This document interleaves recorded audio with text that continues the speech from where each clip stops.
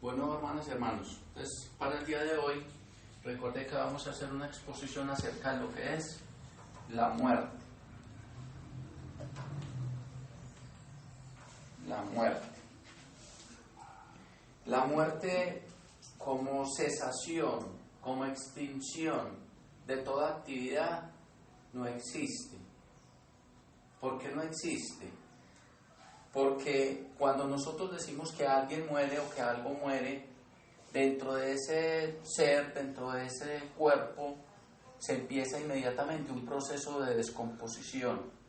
O sea que si hay movimiento dentro de ese cuerpo, solo que los átomos van a volver a regresar a la tierra de la cual partieron. Entonces hay un movimiento, ya no un movimiento constructivo, sino un movimiento destructivo, de descomposición. Otros organismos que no veíamos van a aparecer en nuestro cuerpo y se van a encargar de descomponerlo totalmente. Entonces, si la muerte como muerte existiera como cesación de todo movimiento, de toda vida, el cadáver permanecería en esa misma forma muchísimos años, sin descomponerse, sin cambiar para nada, pero no, todo es vida. Entonces, lo que llaman muerte, lo que nosotros llamamos muerte, es el hecho de que nuestro espíritu abandona el cuerpo. El espíritu es como el comandante en jefe de nuestro cuerpo. Entonces, cuando él se retira y al cesar, digamos, las pulsaciones del corazón y al cesar el circular de la sangre por el cuerpo, pues obviamente al no haber oxígeno y todo eso, va a empezar un proceso de descomposición. Bien, pues. Entonces va a empezar un proceso de descomposición. Cuando inicia ese proceso de descomposición, va a empezar aquello que nosotros llamamos muerte. Entonces, de acuerdo en que si la muerte, como nosotros creemos que cesación de todo movimiento existiera, el cadáver permanecería igualito al momento de partir. Lo que llamamos muerte entonces es el momento en que el ego o el espíritu abandona nuestro cuerpo. Cuando ese espíritu abandona nuestro cuerpo, entonces ahí sí se inicia, digámoslo así, ese proceso de descomposición de ese vehículo. Pero vamos a tomarlo no tanto desde la parte clínica, sino desde la parte espiritual. ¿Qué sucede cuando ese espíritu parte? Cuando el espíritu parte de nuestro cuerpo, somos conscientes de ese proceso de desencarnar aproximadamente hasta el tercer o séptimo día de haber desencarnado. La persona que nosotros llamamos difunto está consciente del mundo que le rodea, de lo que se dice, de lo que se hace en el proceso de su muerte. Él está consciente, está escuchando y está probablemente porque normalmente están todavía cerca de su cuerpo. Entonces normalmente están en la sala de velación, están en la casa y están escuchando y están viendo a la señora o a los hijos, a toda la gente peleando por la plata, cómo se van a repartir, mirando qué dejó bajo la cama, buscando a ver dónde tenían el tesoro. Él se da cuenta de todo eso, se da cuenta de lo que la familia dice, de lo que la familia está haciendo, normalmente hasta el tercer día. ¿Por qué? Porque nosotros somos una composición fundamental de 7 cuerpos. Fundamentalmente tenemos 7 cuerpos. El cuerpo físico o denso, el cuerpo vital, el cuerpo astral, el cuerpo mental y tenemos 3 cuerpos de orden espiritual, que son el espíritu humano de vida y el espíritu divino, que son ya de una esencia muy elevada y por eso no los mencionamos casi dentro de este proceso de la muerte, porque esos espíritus sí son infinitos, sí son eternos y esos principios prácticamente son invariables en el momento de nuestra muerte. Entonces, cuando muere el cuerpo físico, a ello le sigue la muerte del cuerpo vital.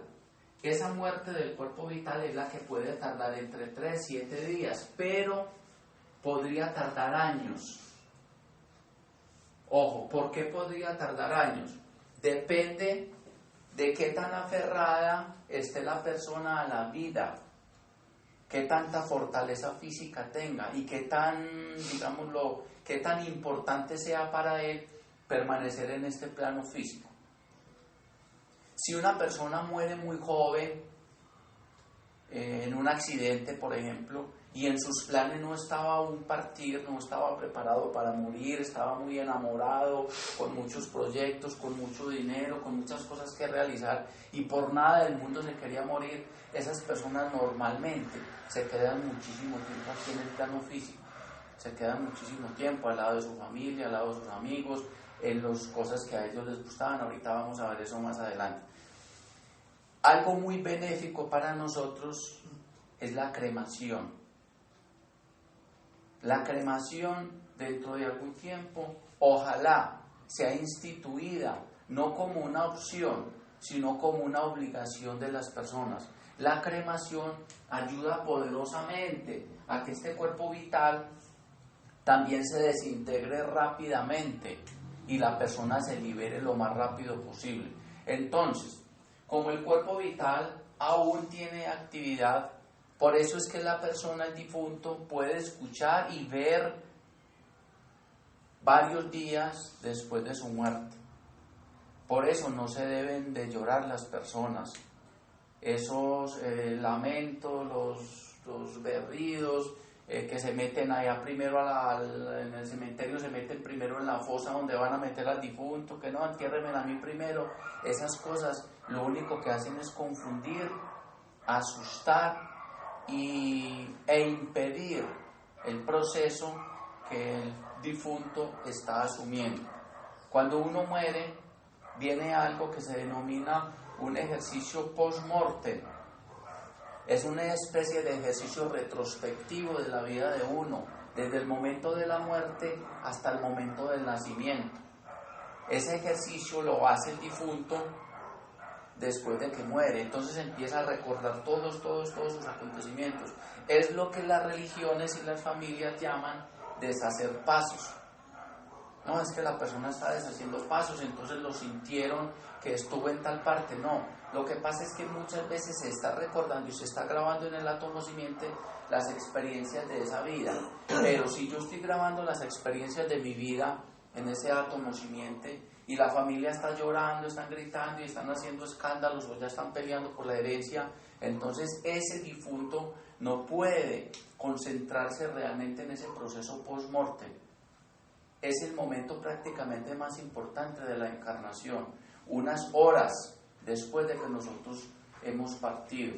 Si las familias fuésemos más educados, entonces se dejaría al difunto horas quietecito, sin molestarlos y que lo lleven a la clínica, ni lo lleven a ninguna parte a que le hagan la autopsia, ni lo abran, ni lo estudien a ver de qué murió. No, que lo dejen quietecito, a uno lo deberían dejar quietecito. Ojalá, mínimo, unas 12 horas. Pero, ojalá a nosotros no nos cremaran antes de 24 horas. Sería lo ideal. Ahora se está poniendo de moda que una persona muere y a las 2 horas lo están cremando. No, ojalá nosotros como mínimo nos demoráramos 24 horas para cremar a un familiar querido. Ojalá fueran 3 días, 72 horas, sería el momento, el tiempo ideal para una persona. Entonces nosotros podemos preguntar, bueno, entonces ¿qué? ¿Tenemos la persona 3 días en la casa? No, hay unos servicios ahora que son unos servicios de cava, unos servicios funerarios, donde al difunto lo meten en una cava, en unos nevecones allá grandes, allá lo dejan 3 días y al tercer día lo sacan juiciosito y ya no necesitan pues prepararlo, que sacarle la sangre, que sacarle los intestinos para que no se descomponga. No, mientras menos molestemos el cadáver mejor. Entonces la descomposición de ese cuerpo vital puede tardar entre 3, 7 o muchísimos días. Si la persona está muy apegada a la vida, tarda muchísimo tiempo esa parte vital en descomponerse. Y hay unas personas que aprenden la forma de vitalizarse continuamente después de muertos. Aprenden cómo y se vitalizan fundamentalmente en antros en lugares así muy bajos, digamos, donde se consume mucho alcohol, donde se consume mucha droga, en lugares así muy bajos, allá ellos se alimentan de las emanaciones y de los vapores y de las energías que emanan ese tipo de personas. De eso se alimentan, o se alimentan de la energía de las familias. Entonces, después del tercer día, si ha venido normalmente algo que se denomina la segunda muerte, la persona pasa a evolucionar o a habitar en las regiones inferiores del plano astral. El plano astral tiene 7 grandes regiones. Tiene 3 regiones inferiores, una región central o neutral y 3 regiones superiores. Cuando nosotros desencarnamos y de acuerdo a nuestro ritmo de vida, de acuerdo a nuestros sentimientos, a nuestros deseos, a nuestras emociones, nosotros pasamos a habitar, después de que se destruye el cuerpo vital también, pasamos a habitar la región inferior del mundo del deseo. ¿Cuál es esa región inferior? Es la región correspondiente a los deseos más instintivos, más carnales, más pasionales, todo lo que tiene que ver con la parte sexual en esas regiones. Pero si es una persona que ha llevado, digamos así, una vida santa, por ejemplo, una vida muy espiritual, de estudio, de meditación, una vida pues como muy sana, entonces en esas regiones poco tienen que hacer ese tipo de personas. Pero si la persona ha vivido solamente para el sexo, para el licor, para el vicio, para las prostitutas, para los bares, ese va a ser su mundo de evolución cuando mueren. No es que hayan una región, no es que hayan mundos o planos, digámoslo así, específicos para estas personas como lugares, no, son estados de conciencia. Ojo, estados de conciencia donde nosotros soñamos que estamos en ciertos lugares. Esos mundos están dentro de nosotros. Por eso les decía que son de acuerdo a nuestra forma de pensar, a nuestra forma de vivir, a nuestra forma de sentir, a lo que es importante para nosotros. Entonces, en esa séptima región, que es la región inferior del plano astral, entonces es el mundo de evolución de las personas que solamente han pensado en una vida absolutamente terrenal, absolutamente pasional, sí. O sea, por ejemplo, la cuestión de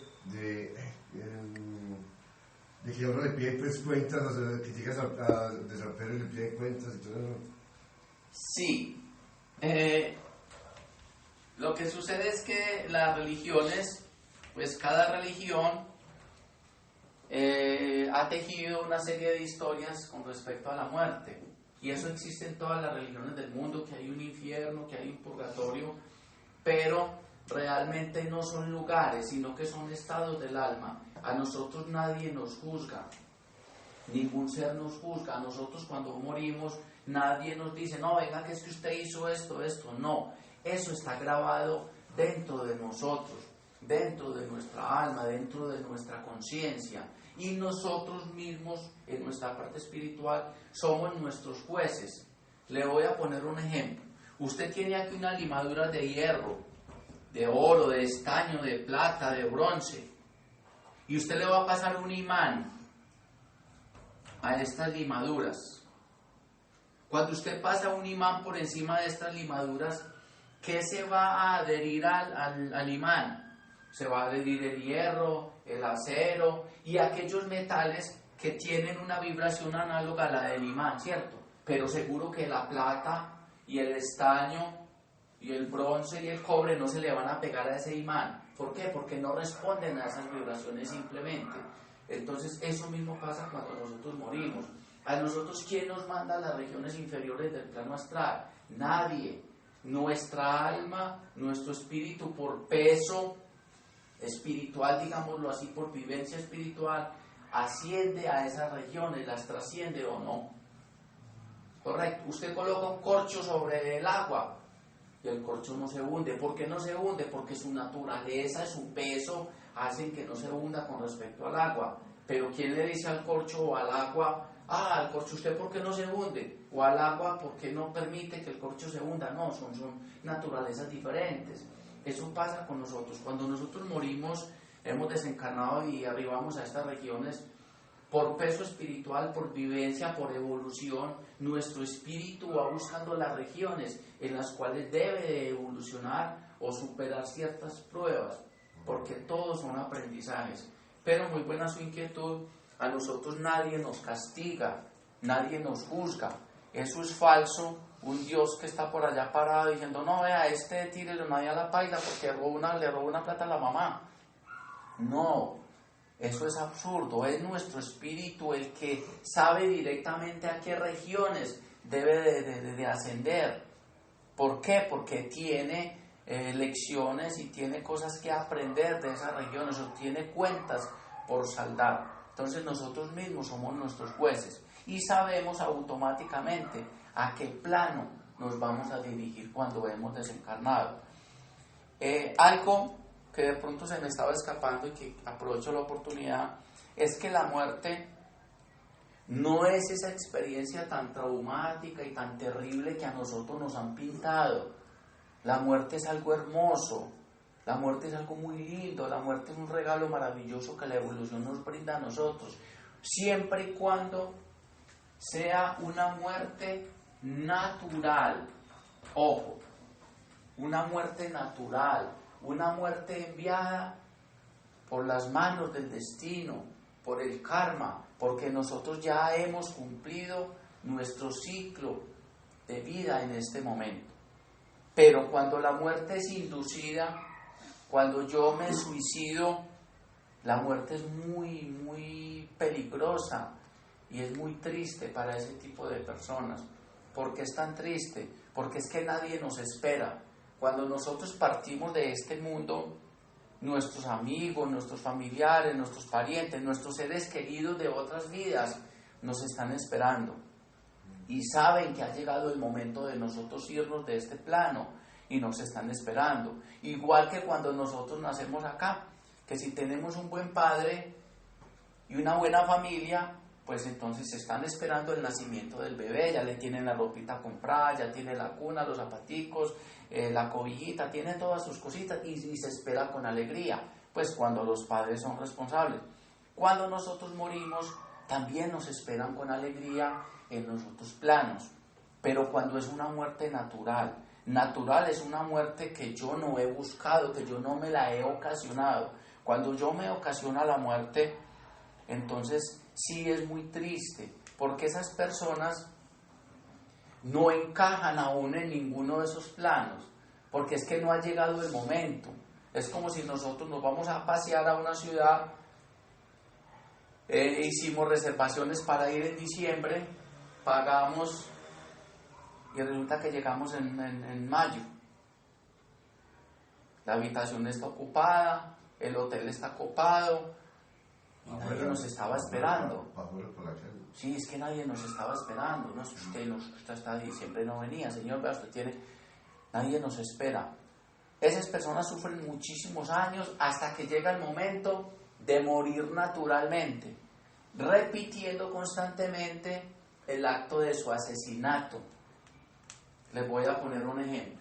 Una persona se va a ahorcar. Entonces coge por allá la cuerda, consigue la soga, ve el trozo de madera ahí de la viga donde se va a colgar, amarra la cuerdita aquí, la asegura bien, coge el taburete, se monta en el taburete, se lo amarra aquí al cuello y sabe que después va a chutar el taburete porque se va a ahorcar. Listo, él piensa todo eso y se ahorcó de esa forma. Esa persona, una vez muere, va a seguir repitiendo esa acción momento a momento en su imaginación hasta que llegue el momento de morir naturalmente, y es inevitable. Es una película que va a seguir viviendo por muchísimos años hasta que llegue el momento de morir. Si esa persona se suicidó a los 25 años y iba a vivir 60, esos otros 35 años, todos esos 35 años vive este acontecimiento. de ver que coge la cuerda, que la busca, que buscó el palo, que amarró la cuerda, sabe qué va a pasar, sabe el dolor que va a sentir, sabe la agonía que va a sentir, pero es inevitable el ejecutar ese acto en su imaginación hasta que llega el momento de morir. Y luego de que llega el momento de morir, tiene que enfrentar el karma y el castigo por ese asesinato que él cometió, porque es un crimen contra la evolución de él y contra la evolución de todos los seres que nos circundan a nosotros. Sí. Con un atenuante más, y es que las personas que mueren normalmente pueden ser ayudadas, sean por personas encarnadas que tengan conocimiento y los van a ayudar en el proceso, o llevadores invisibles. Las personas que son suicidadas, no, parte de su karma por el hecho es repetir el suceso sin que nadie intervenga en el proceso. Pero si lo matan, por ejemplo, Correcto, por eso dije que una forma natural, o sea, que lo asesinen a uno no es natural, pero escapa a su voluntad. Eso no es culpa suya, ¿cierto? Ya usted no buscó esa muerte, usted mismo no se quitó la vida. Entonces el caso de esas personas es diferente. De pronto también se parte a los mundos internos un poquito confundido y asustado y como sin saber qué hacer, pero lo que decía ahorita Juan Fernando, hay seres que se denominan auxiliares invisibles o guías invisibles, y esos seres en las noches ayudan a las personas que han desencarnado. Así como nosotros en el día nos reunimos acá y damos ciertas conferencias, hay aulas de aprendizaje en los planos internos y en las regiones ya superiores del plano astral. Hay escuelas donde las personas podemos estudiar.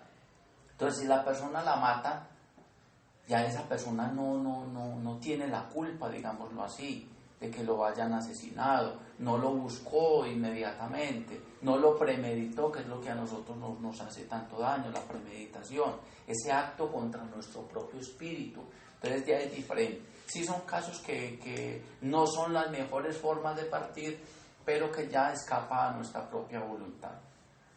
porque por ejemplo a veces me sucede que veo por ejemplo personas que corren, que pasan paredes, a veces me pasa eso. ¿Pero en qué momento? Cuando está acostado. Porque muchas veces uno ve esas cosas. Pero pues los también son violentos.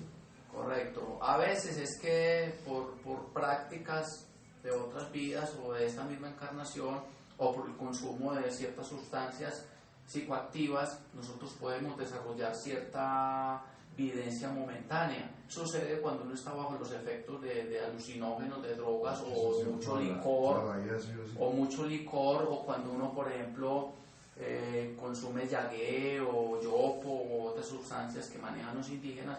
Uno tiene ese tipo de visiones, pero son visiones inducidas.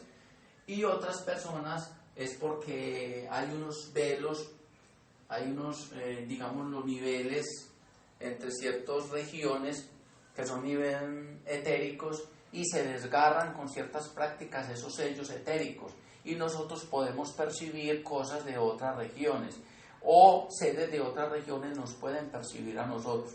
Esas son las prácticas que muchas veces conducen a la demencia y a la locura en las personas, porque ellos pueden percibir entidades de otras regiones que nosotros no. Entonces, si acá entra otra región, un ser de otra región astral, nosotros no lo vemos, pero usted lo ve y usted empieza a gritar o a hacer escándalo, nosotros creemos que usted está loco. Pero no, usted está percibiendo esa forma, solo que nosotros no la percibimos. Entonces, por eso la escuela es tan discreta y es tan celosa con el tipo de prácticas que da. La Fraternidad Rosacruz casi nunca da prácticas para que los discípulos aprendan a desdoblarse o para que aprendan a trabajar en el plano astral. ¿Por qué? Porque es que el plano astral es el plano de la ilusión, es el plano de Maya. No es un plano, digámoslo así, importante para nosotros evolucionar espiritualmente. Para un discípulo, para un aspirante, el mejor plano en el cual nosotros deberíamos de aprender a evolucionar es el plano mental. Es más difícil, pero es más seguro, porque en el plano astral, precisamente en estas regiones inferiores, habitan entidades muy peligrosas, seres que han desencarnado muy peligrosos, asesinos, violadores, maniáticos, todo tipo de personas con una espiritualidad muy baja, y esos son los habitantes de esas regiones inferiores del plano astral. Entonces, si una persona se mete a una región de esas conscientemente, lo pueden dañar. A uno lo pueden dañar en el plano astral, y es algo que normalmente no enseñan. A uno lo pueden dañar. Si uno ingresa a una región a la cual no debe de ingresar, lo hace por ignorancia o por estar ensayando o estar aprendiendo, lo pueden dañar a uno. Así como si en este momento usted se mete a la 1 de la mañana por Barrio Antioquia o por Niquitá o por ciertos barrios de Medellín, usted está expuesto a que lo atraquen o lo asesinen, porque usted está metido en un lugar donde a usted nadie lo conoce, donde usted no es de allá, y usted no habita ese mundo, y es un mundo muy peligroso. Entonces eso sucede en esas regiones. Entonces, en esas regiones inferiores del plano astral, si nosotros tenemos cuentas que rendir en esas regiones, pues vamos a pasar momentáneamente por esas regiones. Pero si nuestra naturaleza espiritual no es una naturaleza baja, pues así como el ejemplo del imán que les puse, nosotros no tenemos nada que hacer en esas regiones. Que es que yo fui una persona ni buena ni mala, sino que simplemente viví para los negocios y para mi familia. Entonces probablemente mi región que más vibra conmigo es la región neutral del plano astral, que es una región donde están los seres que no fueron ni buenos ni malos. Como decimos aquí en Antioquia, ni fu ni fa. No se preocuparon por servir a la gente, pero tampoco le hicieron mal a las personas. Fueron padres, madres de familia, normales, trabajadores normales, que no se preocuparon nunca por asuntos espirituales, pero que tampoco llevaron una vida baja. O sea, baja me refiero a una vida de prostitución, de vicios, de alcohol, de sexo, en una forma desenfrenada. Cada cosa, digámoslo así, eso es una experiencia para nosotros. Yo no digo que la parte sexual sea sucia, o sea fea, o sea negativa, no. Es hermosa, es bonita, es la forma como nosotros podemos perpetuarnos, pero debe de haber cierto límite, cierta tolerancia, cierto respeto en ese tipo de relación. Pero cuando ya se vuelve enfermiza, cuando ya se vuelven puros, ahora está muy de moda las orgías y muchas cosas, muchos instrumentos y muchas ayudas sexuales y muchas drogas que utilizan, entonces ya el sexo se vuelve una enfermedad. Cuando se vuelve una enfermedad y la pornografía realmente invade nuestra alma y nuestra mente, entonces ya se vuelve nocivo esa parte sexual. Lo mismo sucede con el licor.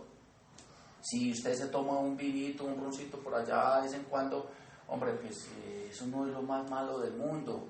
No es lo mejor, pero no es lo más malo del mundo, por eso usted no es un alcohólico. Pero si yo me levanto y los tragos míos es un guaro doble, entonces ya pueden haber problemas de alcoholismo. O sea, entonces son los excesos. Después de que se pasa a esa región central o neutral, donde normalmente habitan los seres que no tuvieron grandes aspiraciones espirituales, pero que tampoco fueron personas nocivas o negativas para la humanidad, nosotros evolucionamos en las 3 regiones superiores del plano astral, donde nosotros vamos a vivir y vamos a ponernos en contacto o con los seres o personas que nosotros deseamos en este plano físico, donde vamos a ver realizados nuestros sueños. Me explico. Si en vida yo fui una persona que escasamente aprendí a tocar una guitarra, pero me esforcé mucho en hacerlo, y mi sueño fue ser un gran músico, en esas regiones superiores yo puedo ver realizado mi sueño. Puedo estar al lado de los más grandes músicos del mundo, tocar los instrumentos musicales que siempre soñé tocar. ¿Por qué? Porque es que el plano astral es el plano de la ilusión y del espejismo y de los sueños.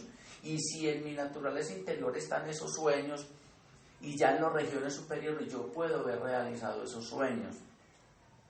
Si el sueño nuestro fue conocer los maestros y ser discípulo de ellos, en ese plano astral podemos tener esa experiencia de ser discípulos de un maestro, pero todo va a estar en nuestra imaginación, todo lo vamos a imaginar nosotros. Es un mundo de sueños y de ilusiones donde los sueños ya son elevados, donde son sueños hermosos, de sabiduría, de amor, de conocimiento, de las personas que no tuvieron hijos, las madres que siempre quisieron arrollar un hijo y nunca pudieron tenerlo, allá lo pueden tener. El que quiso tener su casa, su finca ahí con el río ahí para pescar y no sé con qué cosas, en ese plano puede obtener esas cosas, pero simplemente él las crea con su imaginación, probablemente no sean reales, pero para ese ser son absolutamente reales. O miren cuando nosotros soñamos sufrimos o sentimos alegría o sentimos felicidad y estamos soñando. ¿Sí, hermano? Una meditación de qué sesiones pedires parece que es el o sea, por ejemplo, uno ya, lo que pasa es que la meditación eso es la meditación. Es tema de otros estudios. Eso no trata de meter con el plano astral. No.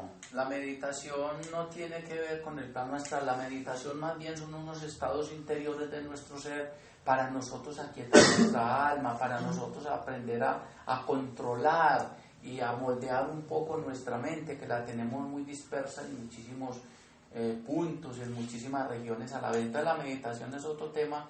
De hecho, es un estudio muy bonito porque es una de las bases fundamentales para nuestro desarrollo interno, lo que es la meditación, pero por ahora, con este tema de la muerte, pues por ahora poco que ver. Bueno, entonces, en esas regiones superiores del plano astral, nosotros podemos ver realizados nuestros sueños, podemos ver aquellos actos donde fuimos generosos, donde fuimos sabios, donde fuimos inteligentes, donde fuimos serviciales, y sentir la felicidad que las otras personas sintieron cuando nosotros ejecutamos esas obras. Entonces es un plano, digamos, unas regiones muy hermosas donde nuestra alma se alimenta de aquellas buenas acciones, de aquellos buenos pensamientos, de aquellos buenos sentimientos, de esos buenos momentos donde nosotros fuimos seres espirituales. Al contrario, en las regiones inferiores del plano astral, donde nosotros en algún momento vamos a sentir el dolor, el sufrimiento y la angustia que causamos a otras personas. En ese momento nosotros vamos a sentir esa angustia, pero la vamos a sentir en nuestro propio ser.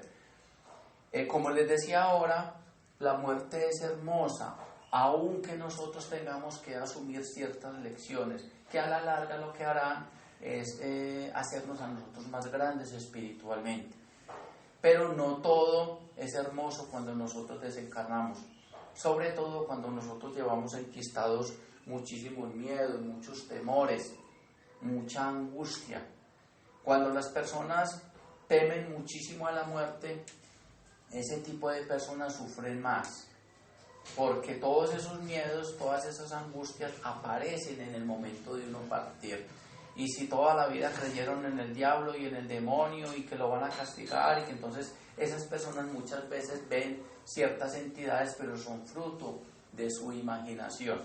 Ahora, si nosotros en vida adoptamos la costumbre de encomendarnos a un ser superior, a un maestro, a un gran adepto, ese ser tiene la obligación de asistirnos y ayudarnos en el momento de desencarnar.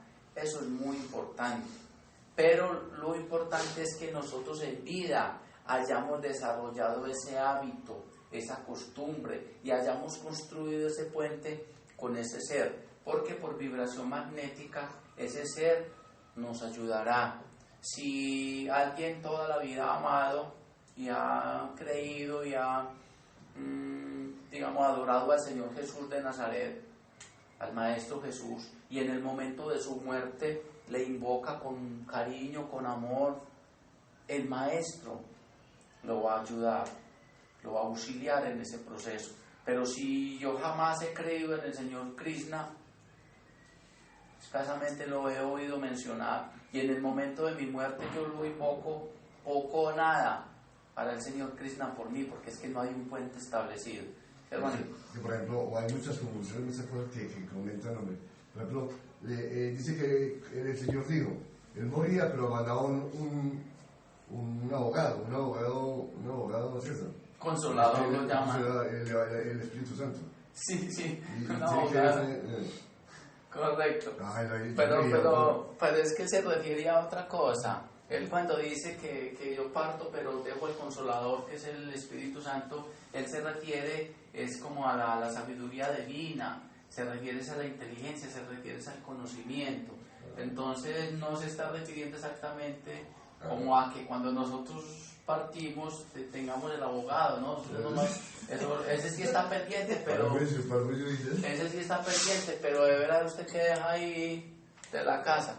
Bueno, entonces es un buen hábito para nosotros el entregarnos a un ser espiritual. ¿A uno solo? No, pues. Porque a mí me gustan dos. No importa. Si usted siente un amor profundo por la jerarquía, como le decía, cuando nosotros partimos de este plano, eso es falso, que dicen, no, es que se puede descansar. No, lo que nosotros somos aquí, lo somos en otros planos. La persona que acá es inteligente, es estudiosa, cuando muere va a seguir siendo una persona inteligente, va a seguir siendo una persona estudiosa, y hay mucho que evolucionar, hay mucho que estudiar, hay mucho que aprender en los planos internos. De hecho, el plano más brusco, más feo, más difícil es este plano físico. Las otras regiones son más hermosas y allá sí tenemos muchísimo que estudiar, mucho que aprender, mucho servicio que prestar a la humanidad. Si aquí nosotros damos una conferencia cada 8 días, en los planos internos nosotros podríamos dar conferencias todos los días, todas las noches, porque no hay cuerpo físico que se esté cansando, no hay cuerpo que le dio hambre, que le dio sueño. No, se vive en una naturaleza espiritual. Por eso la muerte es hermosa para aquellas personas que han llevado una vida espiritual más o menos acorde.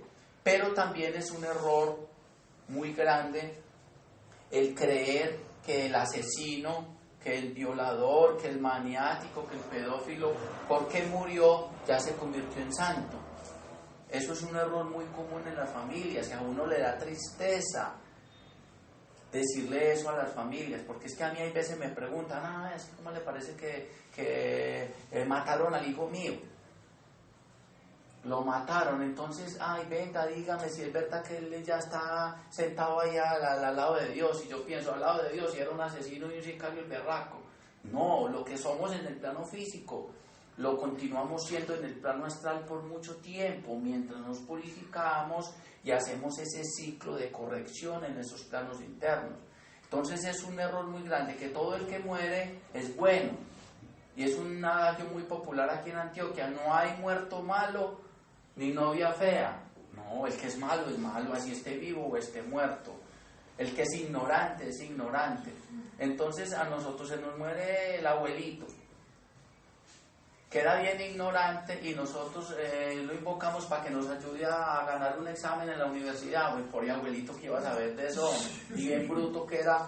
Y él tiene sus propias luchas, él tiene sus propios conflictos, no nos pueden ayudar.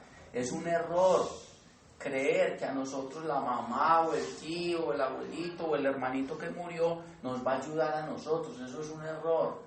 No nos pueden ayudar en nada. Ellos tienen su evolución, tienen su camino, y no los debemos estar invocando ni estar molestando. Dejémoslos que continúen con su camino, que continúen con su evolución tranquilitos, y nosotros hagámonos responsables de las lecciones que nosotros tenemos que cumplir en este plano físico. A veces se le vienen a los recuerdos de, por ejemplo, que pasó con esta persona un momento bueno, con el abuelo. Me acuerdo que cuando salía de vacaciones me llevaba al río a bañar, y me acuerdo y dice, pero eso sí, eso no tiene que ver con eso. No, pues todos los recuerdos son buenos, pero no tiene que ver con el tema. Concéntrese bien en el tema. Bueno, entonces estas personas por más que nosotros los queremos, por más que sean nuestros familiares, lo que nosotros somos en el plano físico, lo seguimos siendo en los planos espirituales. Pero aquella persona que es santa, aquella persona que es bondadosa, aquella persona que es sabia, que es grande, hombre, en los planos internos va a ejecutar ciertas misiones, ciertas labores que no pudo ejecutar en el plano físico, pero que allá lo va a poder hacer. Entonces, quitémonos la idea de que porque alguien murió, ya es un ser pues superior que está sentado ahí al lado de Dios, que todo lo puede, que todo lo sabe, que nos va a dar el número de la lotería. No, eso es fruto de nuestra ignorancia, eso es fruto de nuestro desconocimiento. Y lo que somos aquí, lo somos en las regiones superiores. Estemos encarnados o estemos desencarnados, continuamos siendo lo mismo que hemos sido acá. Lo que pasa es que aquí actuamos con un plano, con un cuerpo físico, y allá actuamos con un cuerpo etérico o astral o mental, pero continuamos siendo el mismo ser. ¿Y evolución? Correcto, y continuamos evolucionando, porque es que la evolución es infinita. Luego nosotros nos preparamos para otra serie de renacimientos, porque continuamente estaremos renaciendo y continuamente estaremos muriendo. Pero, les vuelvo a repetir, debemos mirar la muerte como algo hermoso, como una función natural. La muerte es el regalo más hermoso para el que sufre, para el que está enfermo. Imagínense una persona postrada en una cama inválida y con un poco de enfermedades encima e inmortal. La muerte es un alivio, es una esperanza hermosa para las personas que sufren, pero también lo es para el sabio, para la persona que ya ha adquirido cierto conocimiento. La muerte es hermosa y no se mira como algo triste o negativo. Nosotros deberíamos mirar la muerte como algo muy bonito. Lo que pasa es que cuando es en personas muy jóvenes y son muertes inesperadas, a nosotros nos causan cierto dolor. Pero cuando ya nosotros hemos cumplido un ciclo, nuestros padres han cumplido un ciclo, hombre, nosotros debemos dejarlos partir con alegría. Yo recuerdo el funeral de mis papás. En el funeral de mis papás, usted no veía a ningún hermano mío llorando, ni gritando, ni nadie se quiso meter en la tumba. No, ¿por qué? Porque todos comprendíamos que habíamos tenido unos padres hermosos, que habían cumplido su misión y que era hora que partiera. Entonces usted no veía a ninguno llorando. Yo era en la sala de velación, molestando a mis hermanos, riéndome y allá haciéndoles payasadas, porque yo estaba feliz. Y yo me asomaba al cajón a mirar a mi papá y yo lo veía con un rostro de satisfacción y yo lo veía contento al viejo. Yo decía, el viejo está contento, yo también tengo que estar contento. Pero no había tristeza, no había ningún sufrimiento. Y así en el futuro nosotros miraremos la muerte. Sí es triste cuando uno debe de ver partir un niño, un joven, lleno de ilusiones, lleno de esperanzas, es más triste. Pero cuando ya nosotros hemos levantado nuestros hijos, hemos criado nuestras familias, hemos cumplido nuestros objetivos, ya llega un momento que dice, no, oiga, yo ya me tengo que ir a descansar porque me voy a preparar para un nuevo renacimiento. Desde ese punto de vista, la muerte es hermosa y así nosotros deberíamos empezar a verla y así deberíamos de hablar de ella, no como un castigo y algo cruel, sino como un regalo que la vida nos brinda. Y en los mundos internos hay muchísimo que hacer, hay muchas personas que auxiliar, hay muchos seres a quien enseñar, hay muchos seres a quien ayudar. Entonces, vuelvo a repetirles, ojalá aprendiéramos a verla como algo muy, muy, muy, muy bonito. No quise hacer una exposición muy detallada de todos los planos porque es un poquito complicada y necesitamos que las personas ya tengan cierto conocimiento como de esos planos y de esas regiones. ¿Por qué dice que se meten a las tumbas? Porque he visto en funerales anteriormente que sobre todo las viudas y las novias, antes de que metan el muchacho a la tumba, ya ella está metida, ya entiérrenme a mí primero, que yo lo quería mucho, sí. Ya está llorando y gritando, y a los 3 meses está con otro por ahí de la mano. Entonces, esos escándalos y esas cosas son las que no son muy buenas para los difuntos. Tratar de que ellos partan tranquilos, en armonía y con cariño, y sobre todo sin mucho miedo, porque si es un momento un poquito complicado donde se siente cierto temor. sobre todo cuando las personas no estamos preparadas para ese momento. Cuando la persona ya está preparada, lo hace de una forma más consciente. Y hay formas de ayudarle a las personas para que ellos partan bien y para que ellos partan rápidamente. Porque la mayoría de las personas, cuando mueren, salen de su cuerpo por el chakra umbilical, por el chakra del plexo solar. Y de acuerdo al chakra por el cual nosotros salimos, a esas regiones ingresamos en el plano astral. Si nosotros salimos por el chakra umbilical, por ese plexo solar, entonces a las regiones que ingresamos del plano astral son unas regiones inferiores, porque ese es el chakra que tiene que ver con las emociones y los instintos. Pero hay técnicas para que las personas salgan por el corazón, y los más elevados salen por el centro de la cabeza, por el centro superior de la cabeza. Son los seres más elevados, pero conscientemente se preparan, pronuncian unos mantras, hacen unas meditaciones desde que están enfermos. De pronto las han hecho durante muchos años en su vida normal y han aprendido y han desarrollado un poco el centro del corazón, y por ese centro salen. Cuando salen por ese centro, salen a planos, digamos, lo más elevados en el mundo mental o en el plano astral. Pero esas técnicas también las aplican en vida. Cuando duermen las personas normalmente, la mayoría de las personas cuando dormimos salimos por el plexo solar, pero ya hay otros discípulos y otros seres que salen por el corazón o salen por el centro superior de la cabeza e ingresan a regiones más elevadas. Entonces a estas personas se les puede ayudar, y hay unas oraciones muy bonitas para que la persona se ayude en el momento de morir. Por ejemplo, el Señor Jesús nos enseñó una oración maravillosa, y lo repiten todos los años en el Sermón de las 7 Palabras. Es una oración hermosa para nosotros partir. Padre mío, en tus manos encomiendo mi espíritu. Eso es un mantra maravilloso para ayudarle a las personas a bien morir. Y la persona que esté enferma y postrada y quiera partir un poco más rápido, debería pronunciar ese mantra con muchísimo amor, con muchísima devoción, pronunciar ese mantra para ayudar a partir más conscientemente en ese momento. Hasta para vivir, hasta para estar en la vida, porque uno solito no Sí, lo que pasa es que ese es un mantra, vuelvo a repetirlo, para uno prepararse para partir, porque dice, Padre mío, en tus manos encomiendo mi espíritu, es porque ya voy para allá, entonces recíbame. Eso es un mantra muy bonito. Y hay otras técnicas, por ejemplo, el color anaranjado sirve para ayudarle a las personas a que partan rápidamente. Cuando una persona está muy enferma y la persona quiere partir y está de acuerdo y la familia está de acuerdo, entonces no deberíamos de colocarle un bombillo de estos blancos, sino anaranjado, porque ese color anaranjado tiene que ver con la destrucción, digámoslo así, la transformación del cuerpo físico. Entonces, para que ese cuerpo físico empiece a transformarse más rápidamente, entonces hay formas de ayudarle.